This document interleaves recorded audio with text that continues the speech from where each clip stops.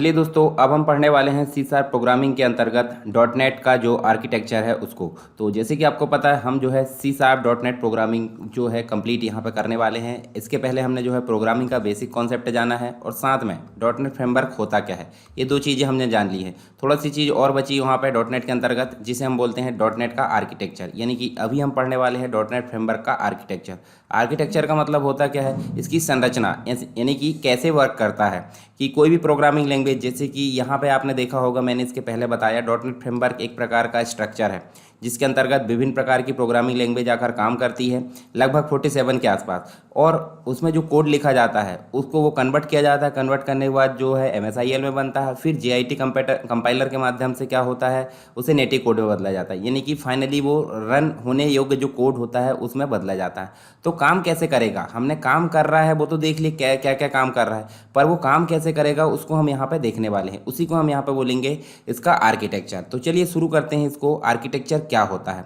तो जैसे यहाँ सबसे पहले हम देखते हैं, मान लीजिए हम अभी सी शार्प पढ़ रहे हैं तो सी शार्प का कोड हमने लिख दिए। साथ में अन्य लैंग्वेज भी हो सकती है, जैसे कि एफ शार्प है, विजुअल बेसिक है। इन सभी लैंग्वेज के द्वारा हम कोड लिख सकते हैं। इसके अलावा कोई और लैंग्वेज भी हो सकती है। हमने उदाहरण के लिए यहाँ पे मात्र 3 लैंग्वेज ली हैं, ठीक है। तो यहाँ पे हमने सी शार्प में जो कोड लिखा है उसके लिए कंपाइलर यूज़ होगा, सी शार्प का कंपाइलर। अब कंपाइलर आपको पता है किसका काम करता है, ये हाई लेवल प्रोग्रामिंग लैंग्वेज को लो लेवल प्रोग्रामिंग लैंग्वेज में कन्वर्ट करता है। सिंपल अगर बोलें तो हमारे द्वारा जो ह्यूमन रीडेबल कोड होता है, जैसे कि इंग्लिश में हम जो कोड लिख देते हैं, या फिर हम बोल सकते हैं जैसे कि हमने कोई कोड लिखा है इंग्लिश में जो सी शार्प के अंतर्गत है, इंग्लिश से रिलेटेड ही होता है। अब उस कोड को मशीन समझेगी नहीं, तो उसको वो क्या करेगा, मशीन भाषा में कन्वर्ट करेगा। इसीलिए यहाँ पे कंपाइलर यूज़ होता है।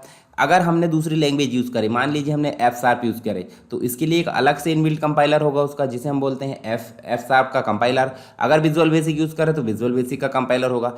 इन सभी लैंग्वेज के द्वारा जो कंपाइलर है वो क्या करेगा, इन जो कोड है, मतलब यहाँ पे क्या लिखा जाता है, human readable code. Human readable code जो लिखा जाता है उसे कंपाइलर के माध्यम से यहाँ पे एक ऐसी लैंग्वेज में कन्वर्ट किया जाता है, या ऐसा कोड में बदला जाता है उसे, जो कि प्लेटफॉर्म इंडिपेंडेंट होता है। अब प्लेटफॉर्म इंडिपेंडेंट का मतलब जो होता है कि या तो उसको विंडो में भी रन करा सकते हैं, विंडोज़ में, या तो उसको मैक में भी रन करा सकते हैं, या फिर उसको लाइनेक्स में भी रन करा सकते हैं।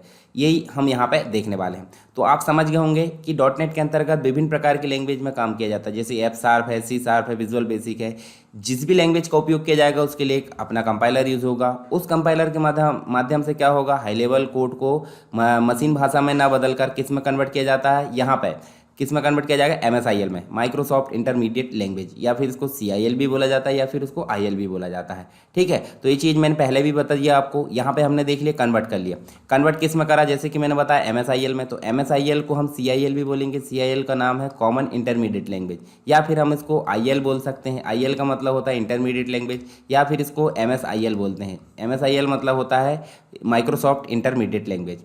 अब देखिए, जब MSIL यहाँ पे मतलब एक प्रकार से, एक देखिए, जैसे कोई भी चीज़ें रन हो रही है, कोई भी जो कोड है वो रन हो रहा है, उसके लिए एक एनवायरनमेंट की ज़रूरत होती है। यानी कि एक ऐसा एनवायरनमेंट जहाँ पे उसको मेमोरी जो है यूज़, मतलब मेमोरी मिल जाए, या फिर जो सुरक्षित वातावरण है, सुरक्षित एनवायरनमेंट, सेफ एनवायरनमेंट यहाँ पे मिल जाए। तो उन सभी काम को करने का जो दायित्व रहता है वो यहाँ पे कॉमन लैंग्वेज रन टाइम का रहता है, जिसे हम बोलते हैं CLR।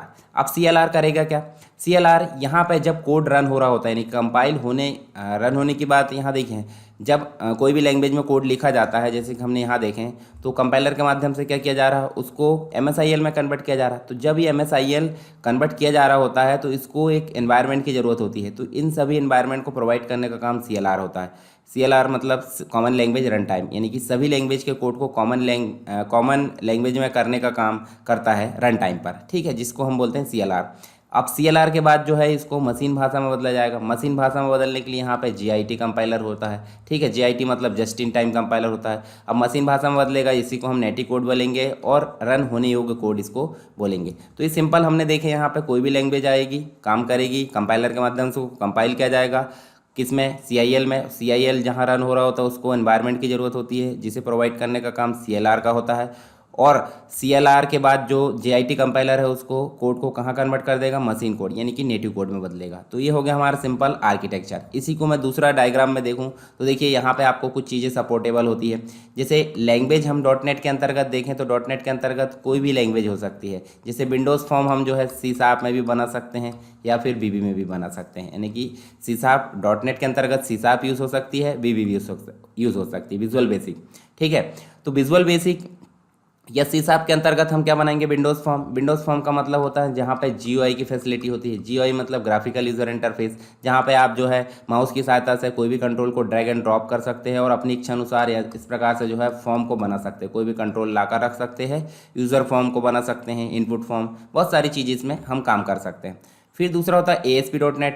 ASP भी एक जो है टेक्नोलॉजी है और .NET फ्रेमवर्क है। तो ASP टेक्नोलॉजी किसकी है, ये टेक्नोलॉजी है वेब फॉर्म बनाने की। वेब फॉर्म का मतलब होता है, अब देखिए वेब फॉर्म बनाने की टेक्नोलॉजी पर यहाँ भी आपको क्या देखने को मिलेगा, यहाँ भी आपको C# देखने को मिलेगा और यहाँ पे भी, यानी कि प्रोग्रामिंग का काम इन्हीं लैंग्वेज के द्वारा किया जाएगा। और ASP जो है वेब टेक्नोलॉजी, यानी कि ये वेबसाइट से संबंधित काम यहाँ पर करती है और .NET जो है एक स्ट्रक्चर प्रोवाइड करता है। फिर साथ ही हम देखें तो ADO.NET आपको देखने को मिलता है। तो .NET आप देख लिए स्ट्रक्चर है, यानी कि संरचना एक जो कि काम करने योग्य बनाता है लैंग्वेज को, बहुत सारी फैसिलिटी प्रोवाइड करता है। अब वो फैसिलिटी क्या होती है वो हम आगे देख लेंगे। तो ADO ActiveX डेटाबेस ऑब्जेक्ट होता है। तो ये जो है डेटाबेस से संबंधित कोई एप्लीकेशन अगर बनाना है तो उसके लिए यहाँ पे ये लैंग्वेज काम करती है, जिसे हम बोलते हैं ADO.NET। आगे हम देखेंगे C# के अंतर्गत, जब लास्ट में हम देखेंगे कनेक्टिविटी वगैरह और जो हम एप्लीकेशन यहाँ पे डिज़ाइन करेंगे या डेवलप करेंगे तो उसमें ADO.NET जो है यहाँ पे उपयोग आएगी। ठीक है, चलिए लैंग्वेज आप समझ गए, बहुत सारी लैंग्वेज हो सकती है 47 के आसपास। फिर होती है, अगर कोई लैंग्वेज में काम किया जा रहा है तो उसके लिए कुछ सपोर्टिंग चीज़ों की ज़रूरत होती है। उन सपोर्टिंग चीज़ों को प्रोवाइड करने का काम करती है फ्रेमवर्क क्लास लाइब्रेरी, यानी कि यहाँ पर प्री डिफाइंड कोई मेथड होती है, फंक्शंस होते हैं, उन सभी का कलेक्शन यहाँ पे होता है। लाइब्रेरी मतलब होता है बहुत सारी चीज़ों का कलेक्शन। अब आप देखिए यहाँ पे फ्रेमवर्क के अंतर्गत जो क्लास होती है, क्लास मतलब समझ जाइए आप, क्लास मतलब जो आप देख सकते हैं ब्लूप्रिंट, मतलब बार बार जब यूज़ होने वाली कोई चीज़ है उसको हम अगर डिज़ाइन करके कहीं रख देते हैं उसका स्ट्रक्चर बना के, और उसको यूज़ करने के लिए हम यहाँ पे बनाते हैं ऑब्जेक्ट। तो आप समझ सकते हैं यहाँ पे क्या बोलेंगे उसको, क्लास बोल सकते हैं। तो क्लास मतलब ये रन नहीं होता है, एक स्ट्रक्चर होता है, एक खाका होता है, परंतु उसकी फैसिलिटी को रन करने के लिए रन टाइम एंटिटी ऑब्जेक्ट का यूज़ होता है। तो क्लास जहाँ बहुत सारी जो है कलेक्ट रहती है तो उसे क्लास लाइब्रेरी बोलेंगे। और किसके अंतर्गत है, ये .NET फ्रेमवर्क के अंतर्गत है। .NET फ्रेमवर्क क्लास लाइब्रेरी, यानी कि FCL इसको बोला जा सकता है या फिर इसको BCL भी बोला जा सकता है। ठीक है, फिर जब ये रन हो रहा होता है तो उसको एनवायरनमेंट की ज़रूरत पड़ती है प्रोग्राम को। ठीक है, कोई भी प्रोग्रामिंग लैंग्वेज में हम काम करें उसके लिए कॉमन लैंग्वेज रन टाइम यहाँ पे यूज़ होता है। ठीक है, CLR जिसे हम बोलते हैं मेमोरी मैनेजमेंट, बहुत सारी चीज़ें यहाँ पे फैसिलिटी प्रोवाइड करती है। चलिए, आई होप ये चीज़ें आपको क्लियर हुई होगी। अब यहाँ पे एक और डायग्राम देखिए जिसके अंतर्गत, और देखिए यहाँ पे आपको देखने मिलेगा लैंग्वेज, मान लीजिए ऊपर कोई भी लैंग्वेज काम करेगी .NET में, विजुअल बेसिक है, C++, C# है, JScript यानी कि जावास्क्रिप्ट आप देख सकते हैं, J# है। अब इन सभी लैंग्वेज में जब काम होगा तो कंपाइलर के माध्यम से उसको जो है बहुत सारी चीज़ों की ज़रूरत पड़ेगी। यहाँ पे कंपाइलर जब, तो यहाँ देखिए कॉमन लैंग्वेज स्पेसिफिकेशन होता है। तो यहाँ पे सभी लैंग्वेज के लिए एक जो है कॉमन टाइप का जो स्पेसिफिकेशन वो यूज़ किया जाएगा, ताकि सभी लैंग्वेज के कोड को कंपाइलर की सहायता से किस में कन्वर्ट किया जाए, एक ऐसे कोड में जो प्लेटफॉर्म इंडिपेंडेंट होता है। अब यहाँ पे देखिए ASP.NET भी हो सकता है वेब फॉर्म, वेब सर्विसेज के लिए विंडोज़ फॉर्म हो सकता है जिसके अंतर्गत हम विंडोज़ एप्लीकेशन बनाते हैं। फिर ADO.NET कनेक्टिविटी के लिए यूज़ होती है XML, एक्सटेंसिबल मार्कअप लैंग्वेज। ठीक है, ये यूज़र डिफाइंड टैग होते हैं। जैसे HTML आपने पढ़ा होगा, HTML के वीडियो आपको मिल जाएंगे, कहाँ पे आप देख सकते हैं, प्लेलिस्ट में जाएंगे तो कंप्लीट मिलेंगे, HTML CSS जावास्क्रिप्ट। ठीक है, बहुत सारी लैंग्वेज है, इसके वीडियो आपको मिल जाएंगे, कहाँ पे, प्लेलिस्ट में आप जाकर पढ़ सकते हैं। तो HTML का एडवांस, HTML में प्री डिफाइंड टैग होते हैं, परंतु XML में आपको यूज़र डिफाइंड टैग देखने को मिलेंगे। कुछ भी टैग हम बना सकते हैं अपनी मर्जी से। फिर इन सभी चीज़ों को सपोर्ट के लिए कुछ क्लासेस होती है, कुछ फंक्शंस होते हैं, मेथड होती है, तो उनको प्रोवाइड करने का काम यहाँ पे बेस क्लास लाइब्रेरी करती है, जिसे हम BCL या फिर इसको FCL बोलते हैं। और ये सब जो काम होता है इसको यहाँ पे एनवायरनमेंट प्रोवाइड करने का काम कॉमन लैंग्वेज रन टाइम करती है, CLR जिसे हम बोलते हैं। फिर बाद में नेटिव कोड में जाता है, ऑपरेटिंग सिस्टम के अंतर्गत हम देखें ये सारी चीज़ें कहाँ रन हो रही होती है, ऑपरेटिंग सिस्टम में। तो ये हो गया .NET फ्रेमवर्क का आर्किटेक्चर। आगे देखिए कुछ चीज़ें और मैं बता देता हूँ आपको, जैसे देखिए डॉट नेट के कंपोनेंट के अंतर्गत क्या क्या चीज़ें आएंगे, जैसे मैंने बताया आपको BCL यानी कि बेस क्लास लाइब्रेरी है, FCL होता है, CLR होता है, MSIL होता है, JIT होता है। तो इन सभी को हम एक बार देख लेते हैं। तो कॉमन लैंग्वेज रन टाइम क्या होता है? एक वर्चुअल मशीन होती है, वर्चुअल मशीन की तरह ही कार्य करती है, यानी कि कोई ओरिजिनल हम फिजिकल मशीन नहीं बोलेंगे, जैसे CPU होता है या फिर मॉनिटर होता है, तो इसको हम क्या बोलेंगे? वर्चुअल मशीन बोलेंगे। वर्चुअल मशीन की तरह ये कार्य करता है और सभी लैंग्वेज को यहाँ पे एग्जीक्यूट करता है। जैसे यहाँ देखिए, यहाँ ऊपर आप देख सकते हैं, ये देखिए, ये आप देखिए बहुत सारी लैंग्वेजेस यहाँ आई और सभी लैंग्वेजेस को यहाँ पे देखिए कंपाइलर, कोई भी लैंग्वेज का कोड हो उसका कंपाइलर उसको कन्वर्ट कर देगा IL में, यानी कि इंटरमीडिएट लैंग्वेज या मेटा डेटा में। डेटा के डेटा को मेटा डेटा बोलते हैं और उसे रन कराने का काम मेटा डेटा इंजन काम करता है। ठीक है, अब लिंकर के माध्यम से उसको EXE में कन्वर्ट किया जाएगा। ठीक है, तो सेकंड नेटिव कोड हम बोलेंगे EXE कोड, जो रन होने योग्य, यानी कि आप बोल सकते हैं EXE मतलब रन होने योग्य। जैसे सेटअप फाइल होती है तो EXE कोड होती है। ठीक है, उसके बाद क्लास जो होती है, क्लास लोडर क्या करेगा? जो क्लास लाइब्रेरी उससे क्लास को लोड करेगा ताकि जो भी फैसिलिटी इसको प्रोवाइड करे वो यहाँ पे ला सकता है।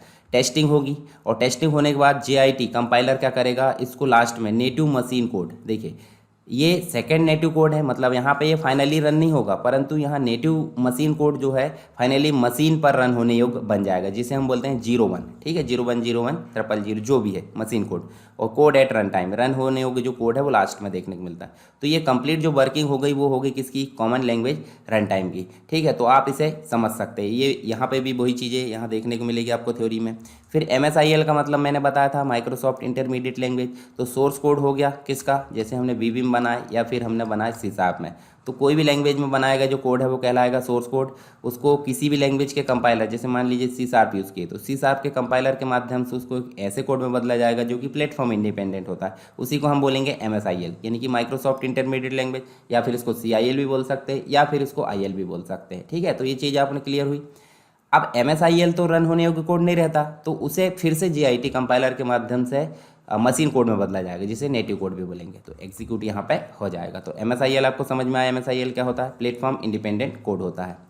आगे देखिए JIT, just in time compiler क्या करता है? ये MSIL को क्या करता है? मशीन कोड में बदलता है। तो आप देखिए कोई भी लैंग्वेज का कोड हो उसे कंपाइलर क्या करेगा? IL में कन्वर्ट कर देगा और IL को जो है JIT कंपाइलर मशीन कोड में बदल देगा। तो JIT कंपाइलर भी एक प्रकार से, यहाँ आप देख सकते हैं डॉट नेट फ्रेमवर्क के अंतर्गत दो ट्रांसलेटर प्रोग्राम की जरूरत पड़ी, तो कोई भी लैंग्वेज का कंपाइलर और दूसरा JIT कंपाइलर। ठीक है, दोनों के माध्यम से यहाँ पे हम देख सकते हैं दो स्टेज से गुजर कर मशीन कोड में पहुँच रहे हैं। उसके बाद क्लास लाइब्रेरी क्या करती है? क्लास लाइब्रेरी को FCL भी बोला जाता है या BCL भी बोला जाता है, जिसके अंतर्गत आप देखिए बहुत सारी फैसिलिटी होती है। जैसे system.web होता है, वेब से संबंधित, विंडोज़ फॉर्म से संबंधित, ड्राइंग, XML। अब किसी भी क्लास लाइब्रेरी कॉल करना, सिस्टम लगाना जरूरी होता है। तो आगे हम देखेंगे सिस्टम इसको इंपोर्ट कैसे करते हैं, कहाँ पे? हमारे विंडोज़ फॉर्म में। ठीक है, जब हम एप्लीकेशन बनाएंगे तो system.data, system.xml, कुछ चीज़ें ऑलरेडी जो होती है इम्पोर्टेड होती है। ठीक, इंपोर्ट कर ली जाती है। सिस्टम से संबंधित इनपुट आउटपुट, कलेक्शन, सिक्योरिटी और बहुत सारी फैसिलिटी किसके अंतर्गत होती है? BCL, यानी कि बेस क्लास लाइब्रेरी के अंतर्गत।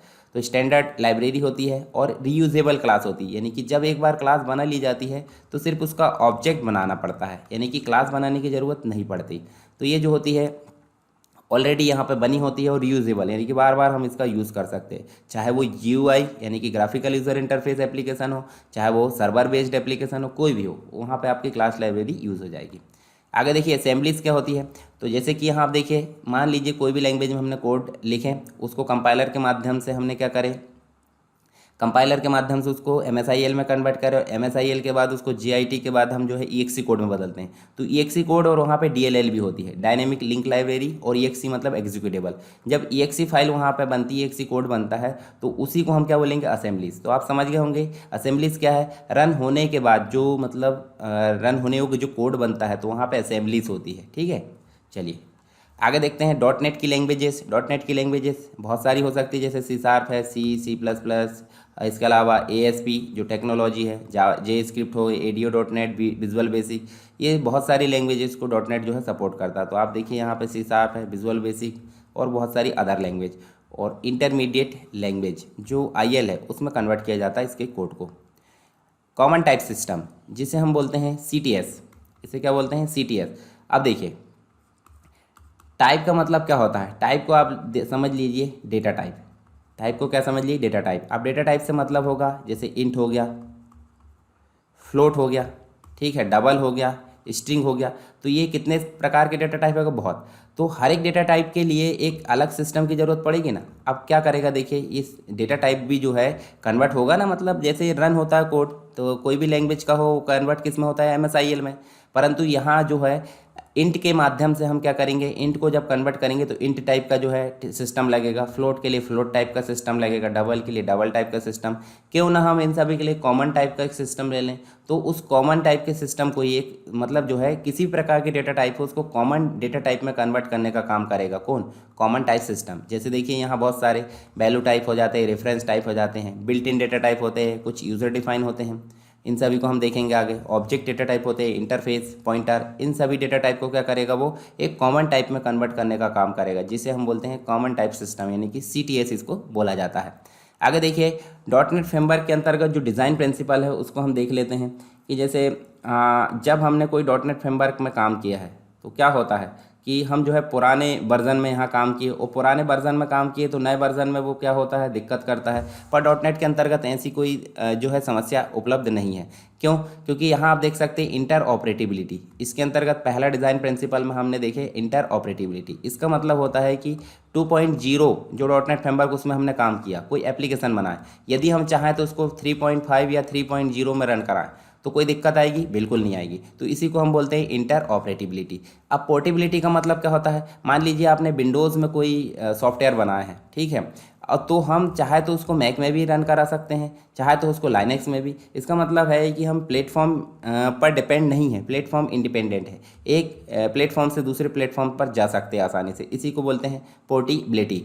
अब मेमोरी मैनेजमेंट की अगर बात करें तो मेमोरी मैनेजमेंट क्या करता है? डॉट नेट के अंतर्गत ये काम जो होता है किसका होता है? CLR का, कॉमन लैंग्वेज रन टाइम का। सारे काम कौन करता है? मेमोरी मैनेजमेंट के CLR करता है, ठीक है। इसके अलावा और बहुत सारे रिसोर्सेज को देखने का काम भी CLR का होता है, ठीक है। प्रोग्राम में जो यूज़ हो रहा है, जैसे कि मान लीजिए कोई चीज़, कोई ऑब्जेक्ट ने कोई मेमोरी यूज़ किया, अब उस मेमोरी को यूज़ करने के पश्चात उस ऑब्जेक्ट का काम खत्म हो गया तो उस मेमोरी को रिलीज़ करने का काम भी कौन करेगा? CLR करेगा, ठीक है। तो ये जो है इसके अंतर्गत जो काम है गार्बेज कलेक्शन, जो गार्बेज कलेक्टर होता है उसके द्वारा यहाँ पे किया जाता है, और ये पार्ट भी सभी जो है डॉट नेट फ्रेमवर्क के माने जाते हैं। अब सिंप्लीफाइड डिप्लॉयमेंट का मतलब होता है डिप्लॉयमेंट। देखिए एक होता है डेवलपमेंट, एक क्या होता है? डेवलपमेंट, जिसमें हम जो है सारी चीज़ें डिज़ाइन करते हैं, प्रोग्राम कोड लिखते हैं, फॉर्म डिज़ाइन करते हैं, बहुत सारी चीज़ें। अब डिप्लॉयमेंट का मतलब होता है उसे फाइनली EXE में कन्वर्ट करना, यानी कि जब एप्लीकेशन इंस्टॉल होने योग्य हो जाता है तो उस स्थिति में कन्वर्ट करने का काम, जो प्रोसेस होती पूरी, उसी को हम क्या बोलते हैं? डिप्लॉयमेंट। और आसानी से डिप्लॉयमेंट करने का काम जो होता है डॉट नेट के अंतर्गत यहाँ पर होता है, यानी कि किसी भी प्रकार की दिक्कत हमको यहाँ पर नहीं आती है।